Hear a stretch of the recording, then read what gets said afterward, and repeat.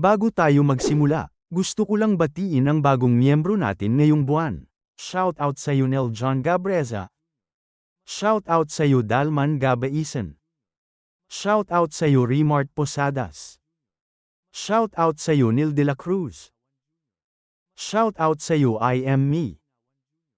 Shout out sa iyo Harold Rivera. Maraming salamat sa pagsali sa membership natin at sa patuloy niyong pagsuporta. Dito muna tayo sa labas ng pavilion kung saan ang lupa ay dahan-daang nagyayelo at ang hangin ay naging napakalamig hanggang sa nagsimulang umulan ng nyebe sa paligid ni Yosan Green. Yanig ang buong lugar sa dambuhalang sigaw ng elder. Sigaw ni Hong Sanja, dakpin sila. Ngayon na, bakit kayo nag-aalinlangan? Huwag niyo galawin ang karwahe. Kunin niyo lang silang dalawa. Bunutin ang inyong mga espada. Mabilis na binunot ng mga disipulo ng Mount Hua ang kanilang mga espada ng may matikas na paninindigan. Muling sumigaw ang elder, sugod. Pumasok sa sword formation. Literal na pinalibutan ng mga disipulo ng Mount Hua ang dalawa. Sabi ni Dongpil sa kanyang isip habang nanginginig sa tindi ng tensyon, lintik. Nilalapitan na nila tayo. Wala akong pagpipilian kundi lumaban gamit ang lahat ng lakas ko para masira ang formation na ito. Ngunit bumasag ang napakalamig na boses ni Yosan Green para pigilan ang ating gwardya. Wika ni Yosan Green, huwag mong gamitin ang iyong demonic arts. Patakbuhin mo ang karwahe, guardma. Wala nang oras para mag-usap. Bilisan mo. Isang dambuhalang bitak sa lupa ang lumitaw at dahan-daang lumalapit sa nagyayelong sahig. Mabilis na binuksan ni Dongpil ang pinto ng karwahe para abisuhan ang dalagang si Angwa. Sigaw ni Dongpil, Angwa, buksan ang ikatlong poison gate. Okay, mabilis na sagot ni Angwa. Pinihit ni Angwa ang handle at sa mismong segundo na yun, bumukas ang mga butas sa ilalim ng karwahe. Bumanat muli si Dongpil nang may dambuhalang presensya. Wika ni Dongpil, gamitin ang iron armor protection. Hinila ni Angwa ang switch at literal na lumabas ang mga tubo mula sa mga butas.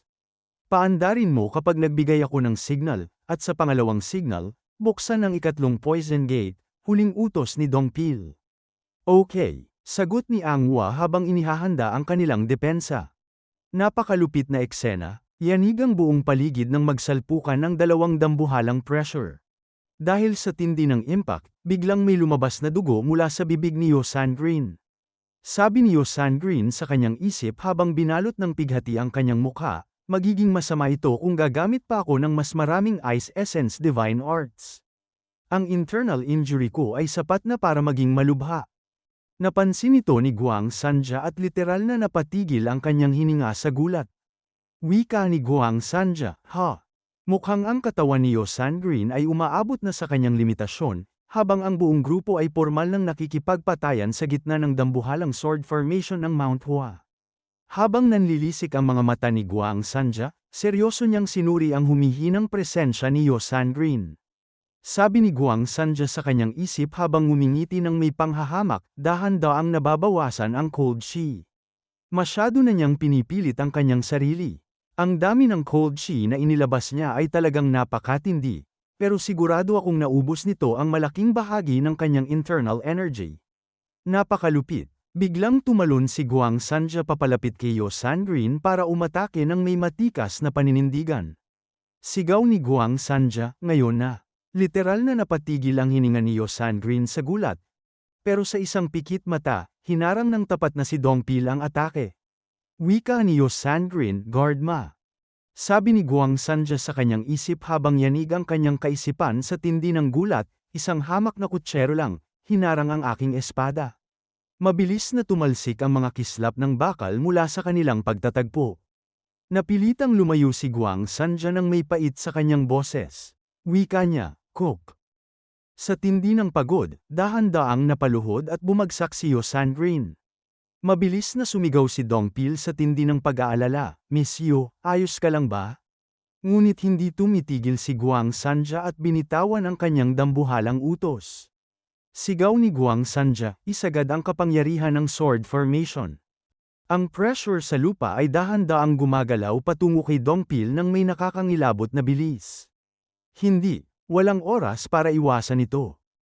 Ngunit sa mismong segundo na yun, isang dambuhalang pagsabog ang naganap sa loob ng pavilion na narinig hanggang sa labas. Napatigil si Guang Sanja at lumingon sa likod nang may nanlilisik na mga mata sa tindi ng gulat. Wika ni Guang Sanja mula sa loob. Senior Disciple.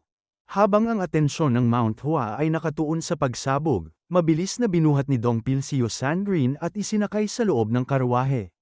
Sigaw ni Dongpil, ang Hua. Ngayon na. Napaka-solid na counter-attack. Ang mga karayom ay mabilis na lumabas mula sa mga tubo. Tinamaan ang mga disipulo ng Mount Hua at binalot ng dambuhalang pighati. Daing nila, Og. Unang lason. Sigaw ni Dongpil habang mabilis na pinapatakbo ang karwahe palayo, kasabay ng paglalabas nito ng dambuhalang poison smoke. Nagkakagulo na ang mga disipulo ng Mount Hua sa tindi ng hilakbot.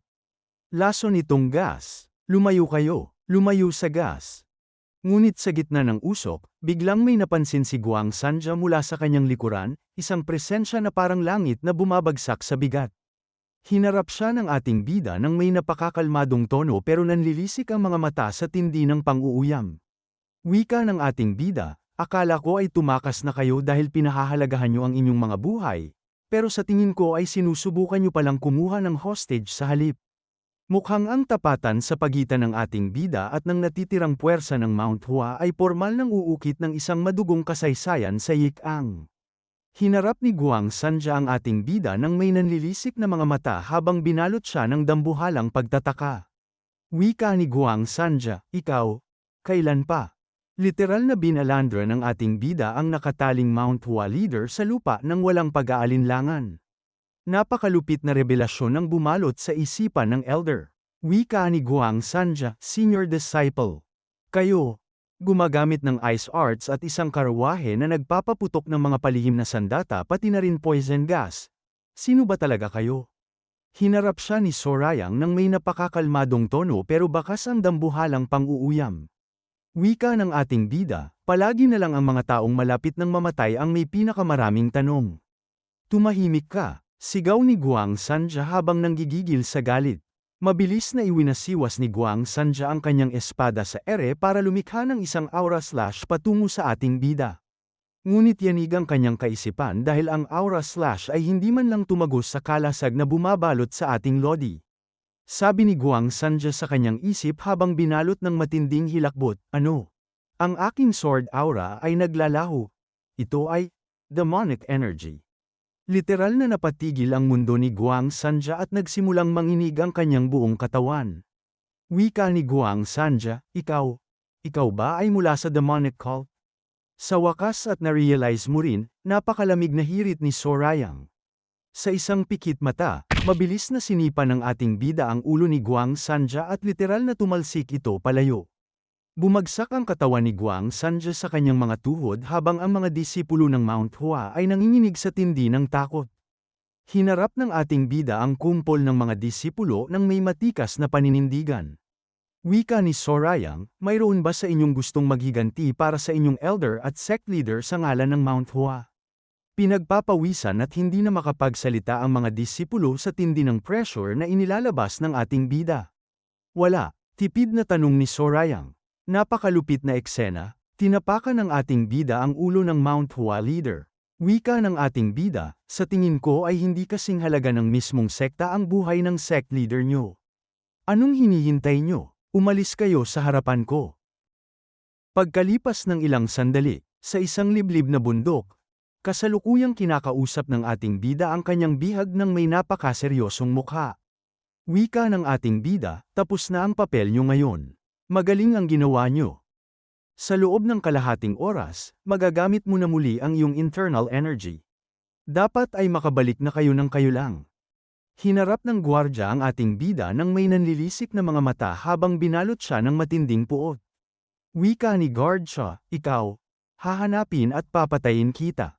Napakalupit na sagot ang isinalubong ni Sorayang habang nananatiling napakakalmado ang kanyang mukha. Wika ni Sorayang, wala akong pakialam kung mahanap mo ako, pero hindi mo ako mapapatay. Mayroon pang ibang mga tao na naghahabol sa ulo ko. Mukhang ang madugong yugto sa Yik-ang ay pormal nang nagtapos sa ilalim ng bagsik ng ating bida, habang ang anino ng demonic cult ay muling yayanig sa buong Zhongyuan. Matikas na bumalik ang ating bida sa loob ng karwahe. Sa loob ng bumabiyaheng karwahe kung saan dahan-daang nagigising si Yo Sangrin mula sa kanyang pagkakahimbing. Wika ni Yo Sangrin, ang ulo ko. Ayos ka lang ba?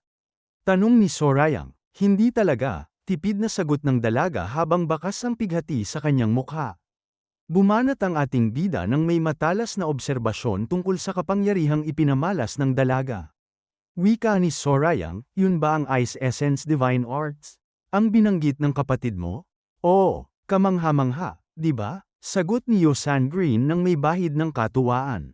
Ngunit binitawan ni Sorayang ang isang napakalupit na realisasyon. Wika ng ating bida, mukhang nakakatakot. Nakita ko na rin ang limitasyon ng iyong mga kakayahan. Literal na napatigil ang hininga ni Yo Sangrin sa tindi ng diretsahang kritisismo. Wika ni Yo Sangrin, wala akong masasabi riyan. Ipinagpatuloy ng ating bida ang pagbanggit sa mga naganap habang siya ay wala. Wika ng ating bida, nabalitaan ko na ipinagtanggol mo si Guard Ma. Hindi siya marunong magtago ng sekreto ha? Napangiting tugon ni Yo Sangrin. Hinarap niya ang bida nang may matikas na paninindigan. Wika ni Yo Sangrin, anyway, ano ang pinaplano mo ngayon? Isang napakalupit ng ngiti ang semilay sa mga labi ng ating bida habang nanlilisik ang kanyang mga mata sa tindi ng kagalakan. Wika ng ating bida, pinaplano. Naglalagay lang ako ng mga depensa. Umaasa ako na ang lugar na pupuntahan natin ay puno ng mga taong mainipin.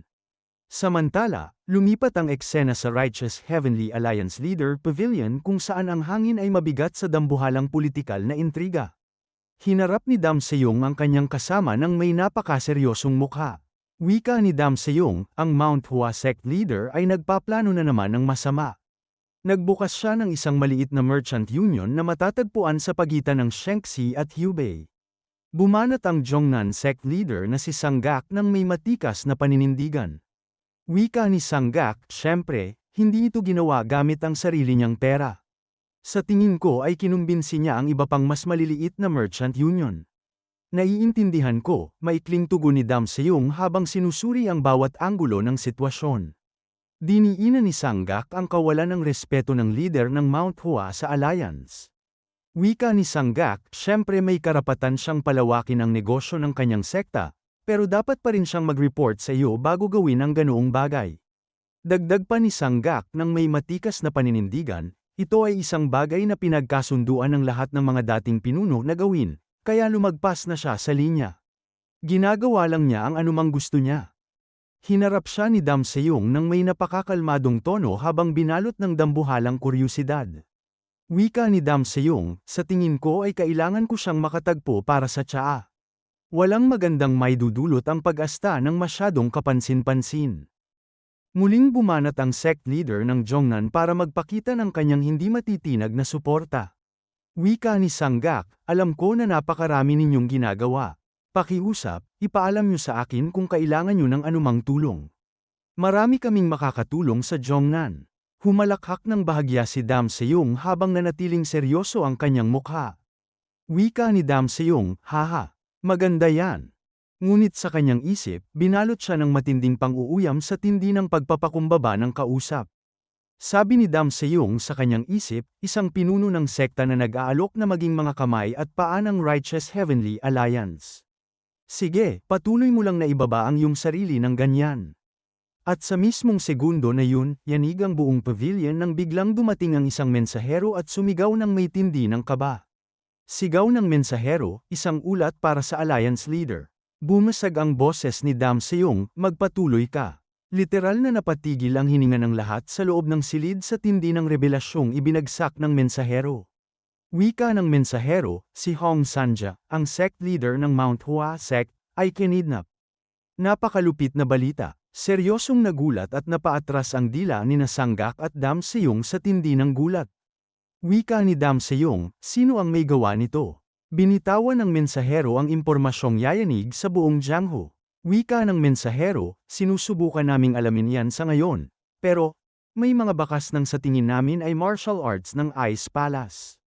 Napasigaw si Sanggak sa tindi ng gulat, ano? Ipinagpatuloy ng mensahero ang kanyang ulat na uukit ng panibagong gulo sa kaisipan ng mga pinuno. Wika ng mensahero, kung isinasaalang-alang ang sinabi ng mga Plum Blossom Swordsman, malaki ang posibilidad na ang salarin ay ang anak ng Ice Palace Master. Nanatiling tahimik si Dam Seyong habang nanlilisik ang kanyang mga mata sa tindi ng pagdududa habang humihigop ng tsaa. Sabi ni Dam Seyong sa kanyang isip habang binalot ng matinding kuryusidad, "Anak, akala ko ay namatay na siya sa Beast Palace. Buhay pa siya? Nabalitaan ko na nasa ultimate peak lang siya sa pinakamataas na antas." Hinarap muli ni Dam Seyong ang mensahero nang may matikas na paninindigan para linawin ang sitwasyon. Wika ni Dam Seyong, "Sino pa ang nandoon? Hindi ako naniniwala na ang sect leader ay nandoon ng mag-isa." Binitawan ng mensahero ang karagdagang impormasyon na yayanig sa kaisipan ng lahat. Wika ng mensahero, si Guang Sanja at 50 Plum Blossom Swordsman. Literal na napatigil ang hininga ni Dam Seyong sa tindi ng revelasyong ito. Wika ni Dam Seyong, ang unang elder ng Mount Hua at 50 Plum Blossom Swordsman. Sapat na yan para pabagsakin ang isang maliit na sekta sa loob lang ng isang gabi. Dahan-dahan na nire-refill ni Dam Seyong ang kanyang tasa ng tsaa habang naniningkit ang kanyang mga mata sa tindi ng pag-iisip. Wika ni Dam Seyong, gayunpaman, nakidnap pa rin siya. Siguradong mayroon silang mga ginamit na countermeasures. Mabilis na sumagot ang mensahero habang binalot ng matinding kaba ang kanyang boses. Wika ng mensahero, kasalukuyang iniimbestigahan ng mga impormante ng Alliance ang bagay na iyan ngayon, pero wala pa kaming malinaw na ideya kung sino ang iba pang sangkot maliban sa pagkakaroon ng ilang mga pahayag bilang pahiwatig. Hinarap siya ni Dam Seyong nang may matikas na paninindigan habang hinihintay ang kasagutan. Wika ni Dam Seyong, "Anong mga pahayag?" Iniabot ng mensahero ang isang liham ng may paggalang.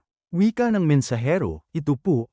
Naging tahimik si Dam Seyong ng ilang sandali habang binabasa ang bawat salita sa liham na tila mga saksak ng katotohanan.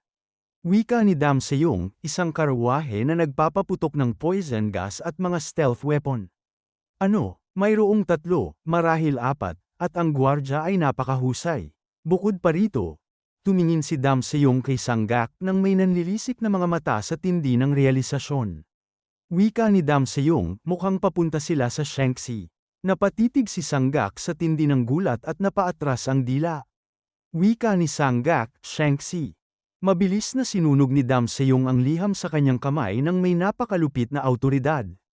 Wika ni Dam Seyong, "Anuman ang dahilan, dapat may gawin ang alliance. Hanapin ang mga kidnapper, at sabihin sa squad leader na, alamin kung saan nanggaling ang karwahe na yun." Mabilis na yumukod si Sanggak bilang tanda ng kanyang hindi matitinag na pagsunod. Wika ni Sanggak, "Opo, sir." Napakabangis. Mukhang ang buong lakas ng Righteous Heavenly Alliance ay pormal ng kikilos para tugisin ang ating bida, habang ang anino ng isang dambuhalang gulo ay dahan-daang lumalapit sa Shanxi. Maraming salamat sa panunood. Kung nag-enjoy kayo, click nyo naman ang like button at mag-subscribe para lagi kayong updated sa mga uploads namin.